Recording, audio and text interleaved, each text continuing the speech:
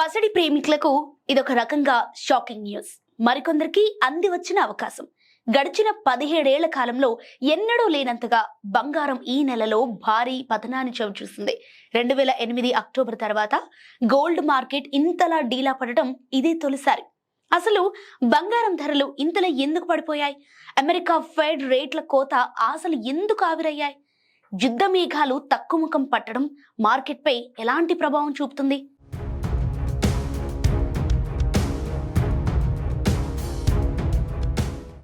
Global మార్కెట్లో బంగారం ధరలు ఒకవైపు కోలుకుంటున్నట్లు కనిపిస్తూనే మరోవైపు చారిత్రాత్మక పతనాన్ని నమోదు చేస్తున్నాయి.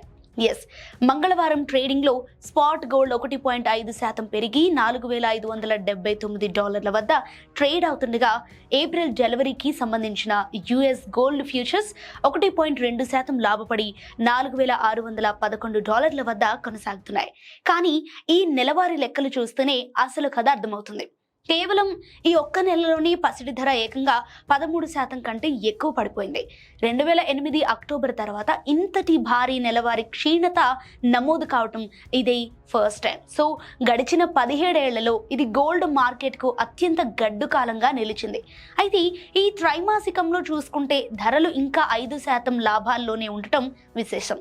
బంగారం ధరలు ఇంతలా పడిపోవడానికి ప్రధాన కారణం అమెరికా వడ్డీ రేట్ల కోతపై నెలకొన్న అనిశ్చితి.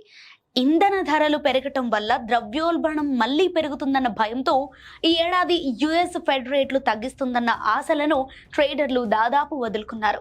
సాధారణంగా వడ్డీ రేట్లు తక్కువగా ఉన్నప్పుడు బంగారం ధరలు పెరుగుతాయి. కానీ ఇప్పుడు పరిస్థితి అందుకు భిన్నంగా ఉంది.